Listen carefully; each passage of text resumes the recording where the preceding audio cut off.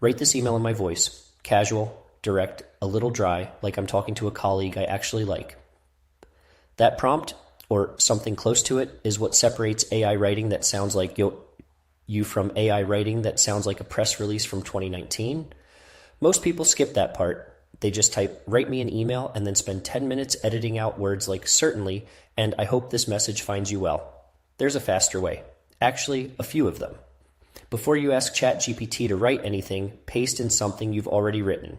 A past email, a text message, a paragraph from something you typed when no one was watching.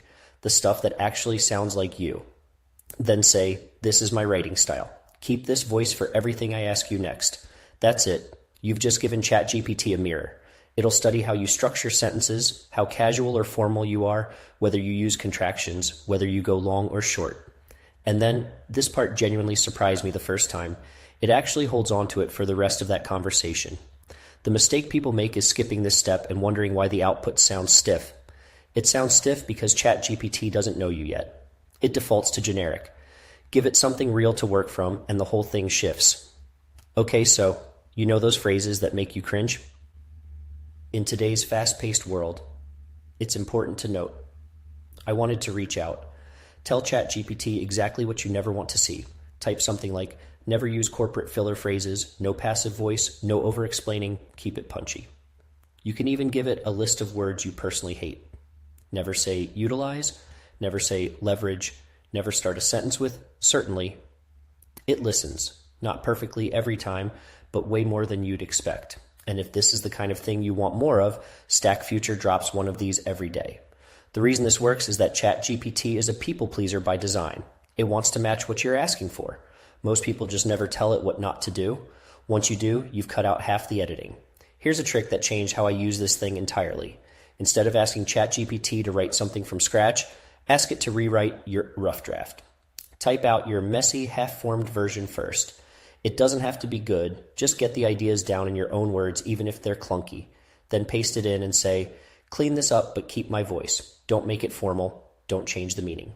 What comes back sounds like you on a good day. Because it's built on your structure, your word choices, your logic. ChatGPT just tidied the room.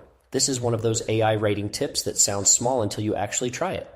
The difference between write this for me and fix what I wrote is enormous. One replaces your voice, the other preserves it. ChatGPT responds really well to emotional direction, way better than most people realize. Try adding a phrase like, write this like I'm genuinely excited but trying to play it cool, or make it warm but not over the top. Or even, this should sound like I wrote it in 5 minutes and didn't overthink it. That last one is weirdly effective. You're basically giving it a mood, not just a format. And once you get comfortable doing that, ChatGPT prompts start feeling less like giving instructions to a machine and more like briefing a writer who actually gets your vibe. If there's one thing worth keeping from all of this, stop treating ChatGPT like a vending machine and start treating it like a collaborator who needs context. Give it your voice, your pet peeves, your rough drafts. The more you bring to it, the more it gives back. Tomorrow, we're getting into something a lot of people asked about: how to take a page of messy, scattered notes and turn them into a clean, professional summary in about 30 seconds with one prompt. That one's worth sticking around for. If this was useful, hit the like button. It genuinely helps more people find this stuff.